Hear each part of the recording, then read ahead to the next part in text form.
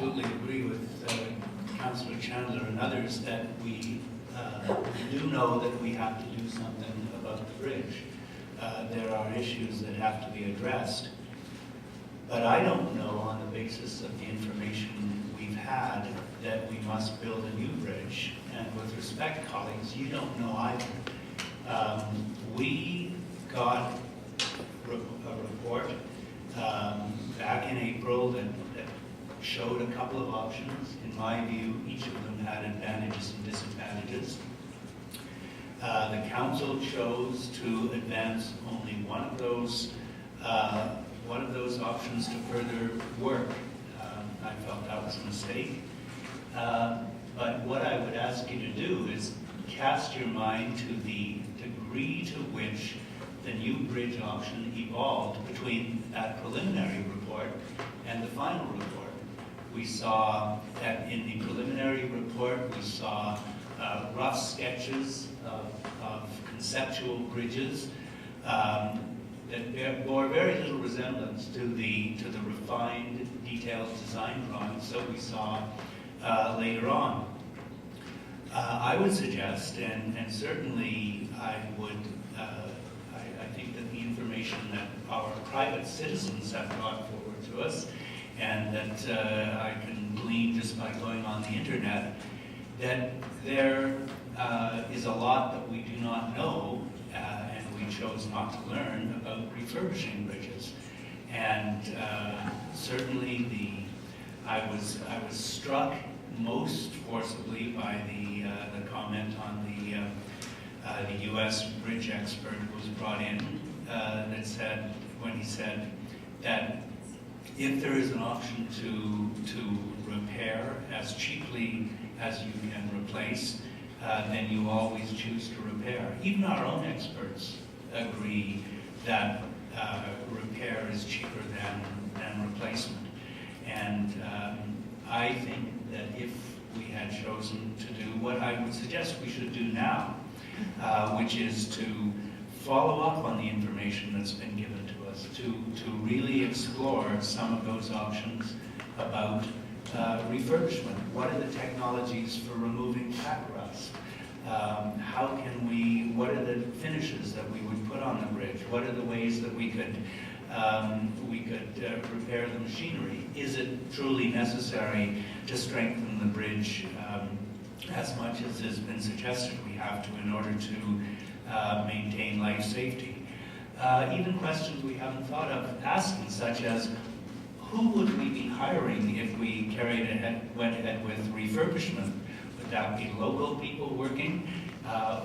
Where are we going? Where is the money going to go if we go with a new bridge? Is that most of that money going to go to a distant bridge builder? I don't know the answer to that question and to those questions, and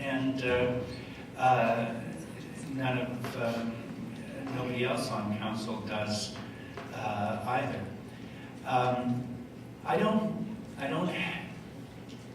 When we go to this alternative approval process, we're shortcutting public input.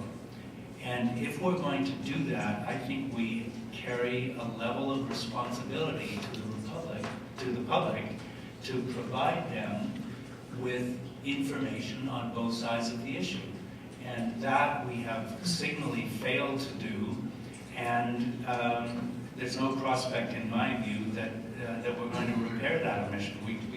Councillor Lucas talked about an outreach strategy over the period of the AAP. There is no outreach strategy now, except to the extent that we've had an outreach strategy up to now, which is, I'm searching for a polite word, but it's what you do when you've already made up your mind and you're trying to convince people that you've made the right decision and that they should agree with you, which is very different from the strategy you do when you are trying to present information on both sides of an issue and invite the public to give you their views. And ever since we made the decision as a council, by the majority of council back many months ago, that we were going to do a new bridge rather than and reject the refurbishment options. We've had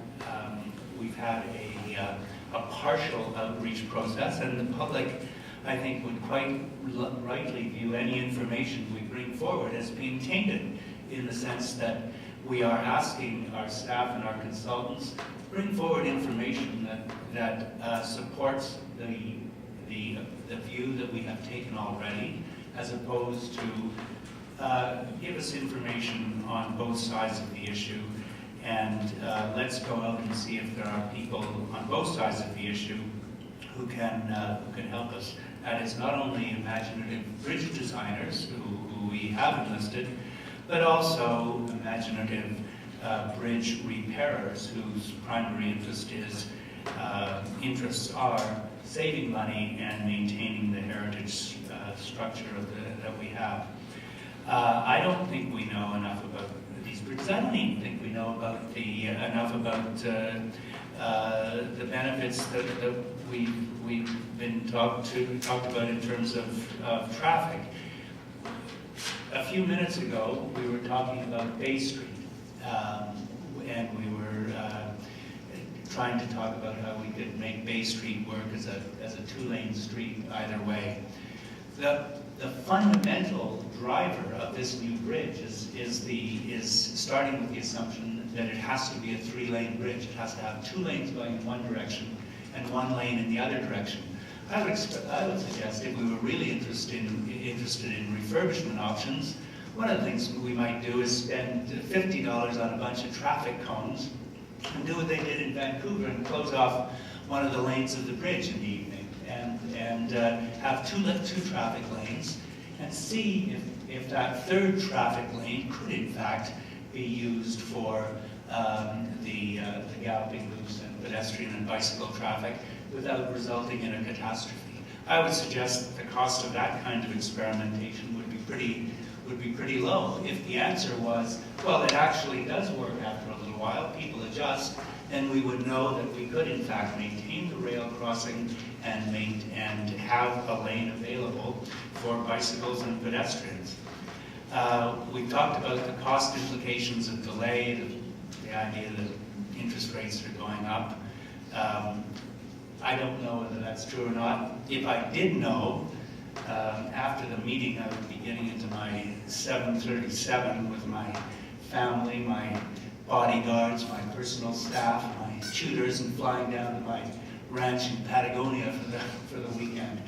I don't know what interest rates are going to do, and I don't think, which is why I'm not going to be doing that, and I don't think anybody else knows what interest rates are going to do. They may go up, of course. I don't know that the delays involved in getting more information about both sides of this option and presenting them to the public will have costs that even approach the costs that we're incurring if we make the wrong decision here. And I think by doing this, we may well be making a wrong decision. Thank you. I'm going to offer some final comments. Thank you very much, Councillor Young. I must say that you keep coming up with more questions. We keep giving you the answers. We keep giving you, and I do want to say slightly, I think it is inappropriate for you to suggest that council, that staff has been providing us with tainted information. I didn't suggest that. I suggested the public will perceive that our staff has provided tainted information. Well, that's good. I didn't want to think that you're implying that we were, that our professional engineers who are putting their names on this are supplying some that way. There have been many questions. They continue to be